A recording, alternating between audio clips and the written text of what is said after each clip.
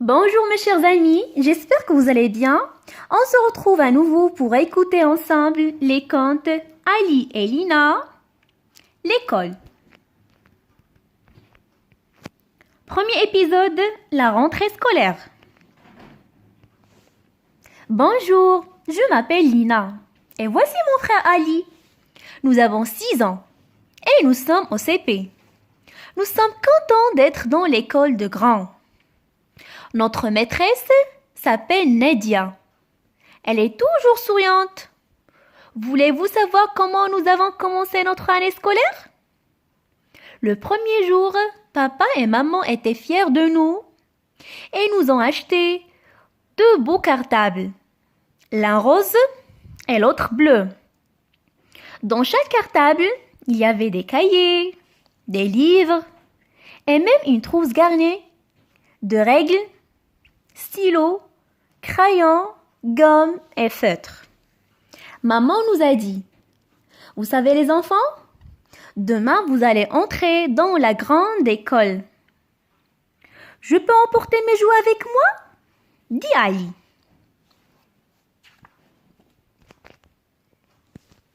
Mais non mon chéri, une école c'est pour apprendre à lire, à écrire et à compter, dit maman. Mais moi je ne sais pas encore lire maman. Tu viendras avec moi pour m'aider? Dis-je à maman. Pas de souci, mes enfants. La maîtresse vous expliquera tout, répliqua papa. Le soir, avant de me coucher, j'ai pris mon cartable entre les bras. J'ai écarté ma poupée préférée. J'ai fermé les yeux et mon rêve commence. J'étais dans les nuages. Oui, dans les nuages. Mon cartable sur le dos, mon frère Ali à mes côtés. On s'envolait loin, loin dans le ciel. Vous savez ce que l'on a trouvé?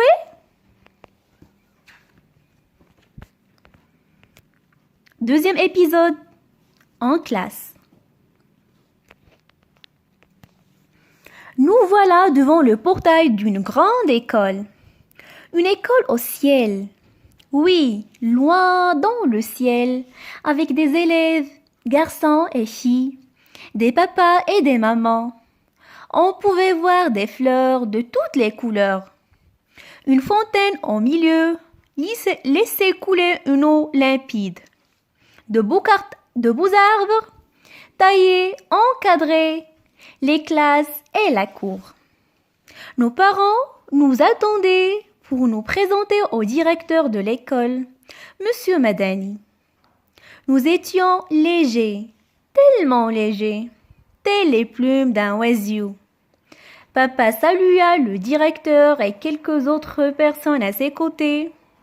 Une jeune femme nous accueillit avec un beau sourire en nous demandant d'aller droit dans la salle 2. Au fond du couloir, c'était notre maîtresse, Nadia.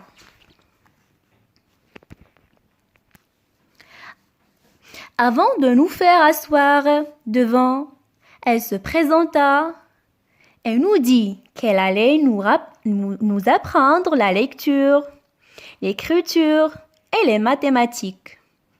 Commencèrent alors les présentations en plein ciel et au milieu du bruissement des feuilles des arbres. Je m'appelle Lily et j'ai 6 ans, dit une charmante petite fille aux cheveux noirs. Moi, je m'appelle Nathalie et je suis au CP. Et toi, qui es-tu? Me demanda une fille assise à côté de moi. Je suis Lina et voici mon frère Ali. Moi, je m'appelle Nabil, enchaîna un autre garçon.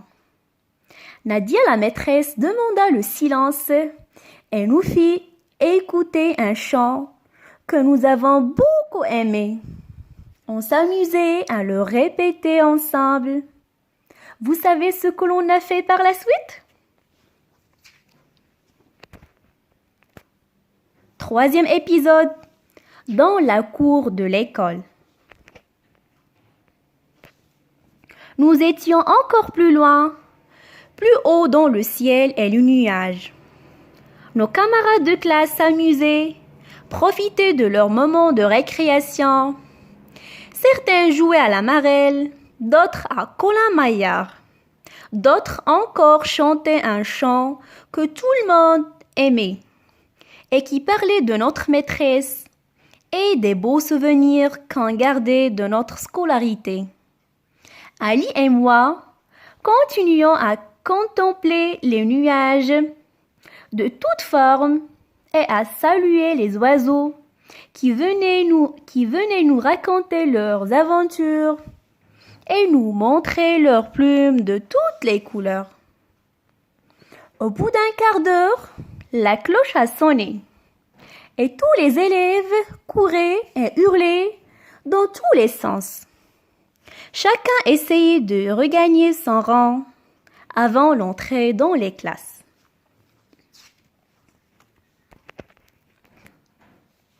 Les beaux habits neufs que portaient les enfants faisaient de la couleur de la cour de l'école un coin splendide. On aurait dit un espace d'exposition des vêtements en tout genre. Des pantalons, des pulls, des chemises, des tricots, des robes, des chaussures. Comme elle est belle ta blouse, me dit Lily. Merci, la tienne est aussi chic, lui dis-je avec un beau sourire. À quelle heure nous allons sortir? Demanda Nabil. À 11h30, lui répondit Nathalie. Et l'après-midi, nous reprendrons à quelle heure? Ajouta Nabil. À 2h, répondit Ali. Quand la cloche a sonné à 11h30, tous les élèves se précipitèrent vers la sortie pour rencontrer leurs parents. À notre retour l'après-midi, savez-vous ce qu'on en a fait? Le 4e épisode, droit et devoir de l'élève. À 2h de l'après-midi, tout le monde était en classe et personne ne savait pas par quoi nous allions commencer. Lily portait une robe à manches courtes et venait s'asseoir à côté de moi. Quand le silence fut installé, la maîtresse nous dit « Maintenant les enfants, nous allons travailler sur les règles de vie de la classe. » « Qu'est-ce que cela veut dire ?» demande Karim, qui cherchait toujours à se distinguer par son comportement rebelle. « Nous allons parler des droits et des devoirs de chaque élève en classe, » lui répondit la maîtresse. « Ce qu'on peut faire et ce qu'on ne doit pas faire, » ajouta Nathalie. « Exactement, » dit la maîtresse.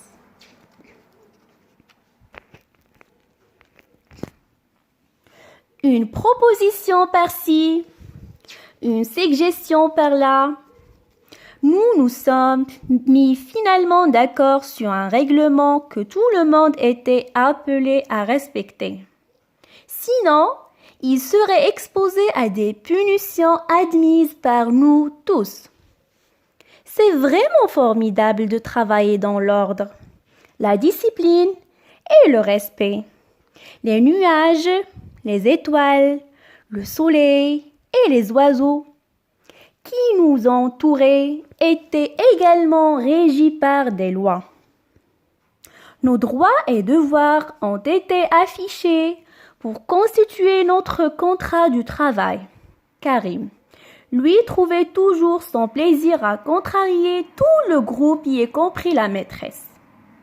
Il ne cessait d'embêter ses camarades par ses taquineries souvent insupportables. Et surtout, quand il commençait à se moquer d'Ali. Vous savez pourquoi il embête Ali? C'est ce qu'on va voir dans la prochaine histoire. Merci pour votre attention. À bientôt.